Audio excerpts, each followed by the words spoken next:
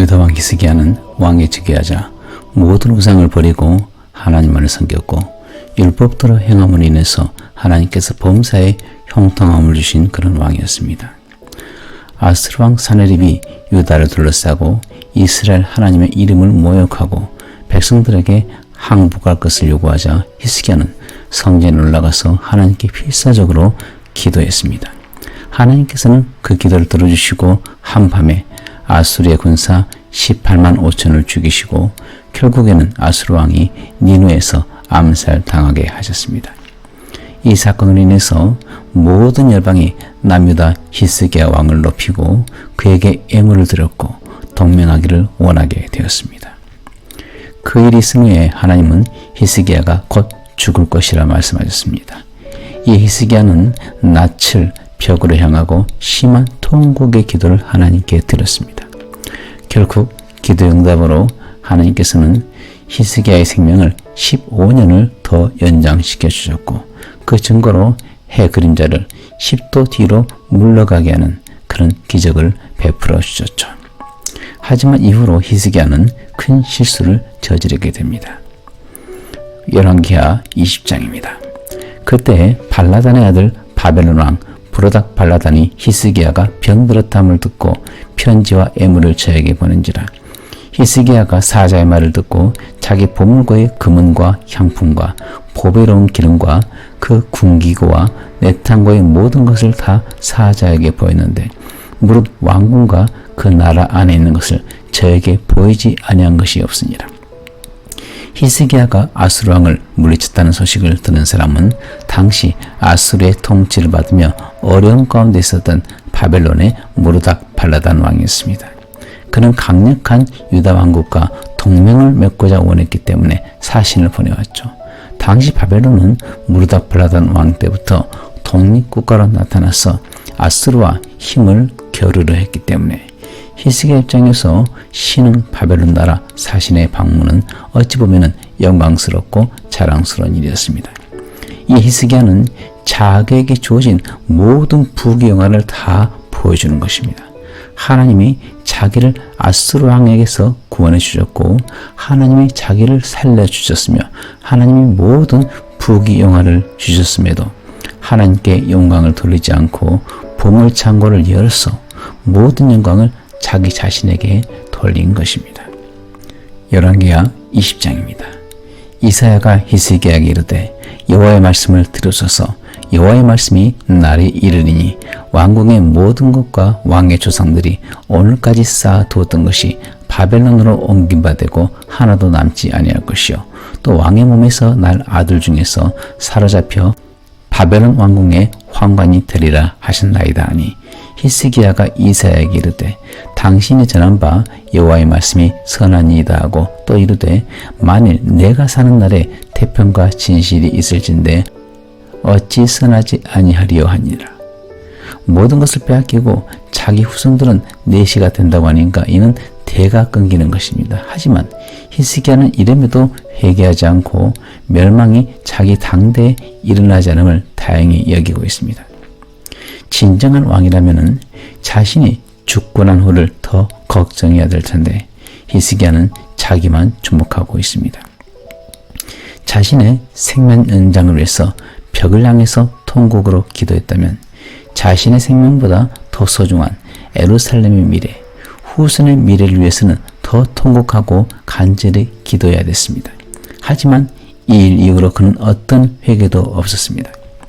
결론적으로 본다면 새롭게 그에게 주어진 15년은 별 의미가 있는 일이 되지를 못했습니다. 아니 오히려 생명 연장을 받지 못했다면 히스기야의 이런 실수도 발생하지 않았을 것이기 때문에 생명 연장이 오히려 그에게는 저주가 된 것입니다.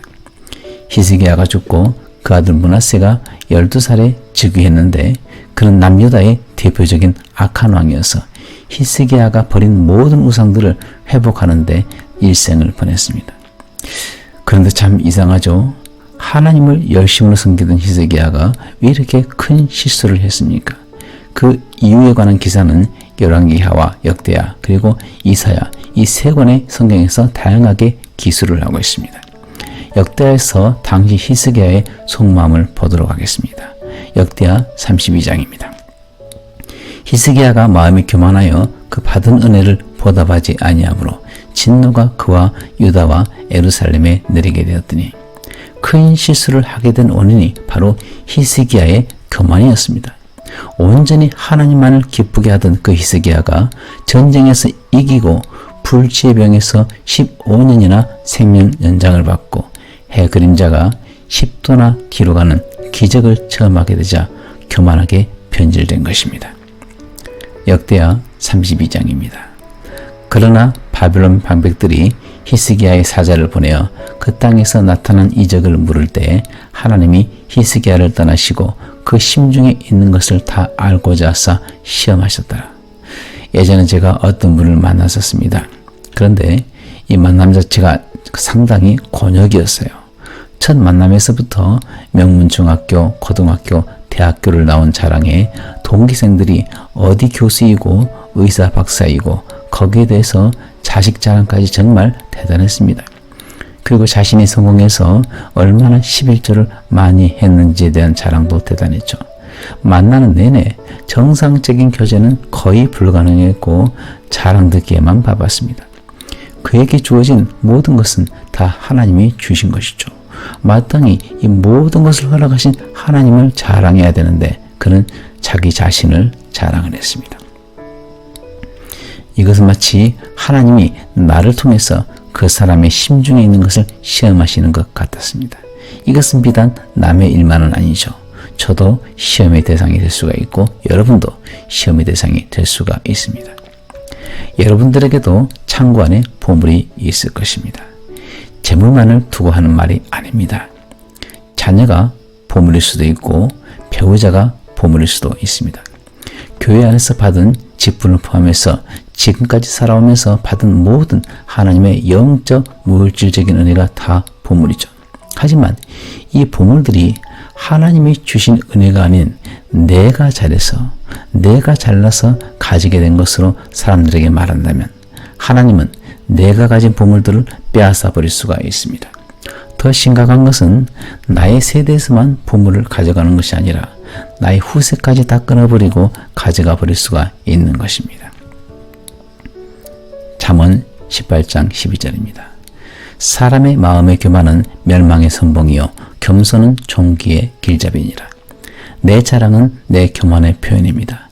하나님이 주신 것을 하나님이 주신 것으로 간증하지 않고 나의 자랑으로 돌릴 때 그것은 곧 하나님을 대적하는 교만이 되는 것입니다.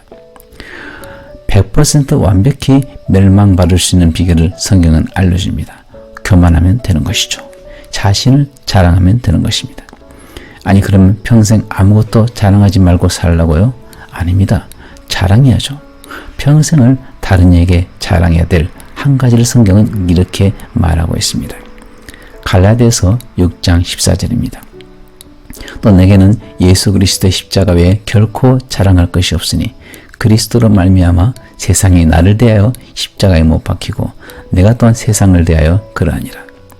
그리스도를 다른 이에게 자랑하시기를 바랍니다. 나를 위해 희생을 당하신 그리스도의 십자가를 자랑함으로 복음을 전하기를 바랍니다. 이것이 바로 하나님이 기뻐하시는 다른 사람을 향한 우리의 유일한 자랑인 것입니다.